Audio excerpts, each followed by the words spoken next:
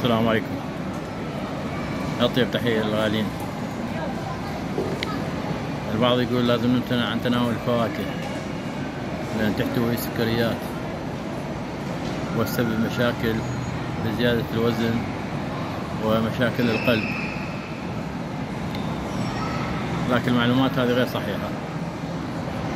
تناول الفواكه ما بيه أي مشكلة وما يسبب زيادة الوزن ولا يسبب أزمات قلبية، لأن الفواكه فيها ألياف فايبرز.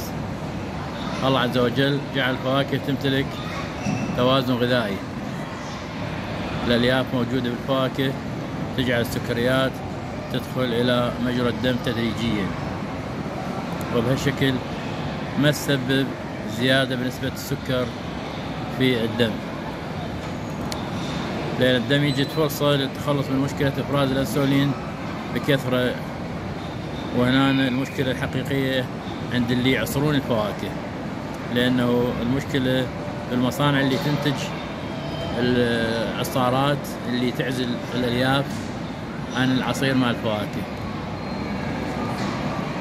وهنا تعمل على عزل الألياف عن العصير، وتناول العصير بدون ألياف حقيقة نقع في خطأ، خصوصا مع المرضى. نحن بعض المرضى حرصا على راحتهم وحرصا على رعايتهم نعمل على عصر الفواكه وتهيئته لهم حتى يكون سهل التناول، لكن الحقيقة العصير يسبب مشكلة ارتفاع نسبة السكر بالدم. احنا ندعو الى تناول الفواكه يوميا 3 وجبات،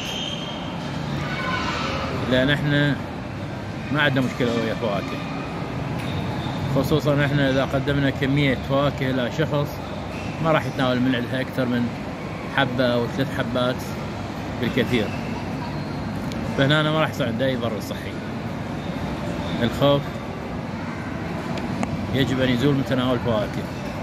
الفواكه صحية ومغذية وهي مكملة غذائية من الدرجة الأولى، وتحياتي لكم.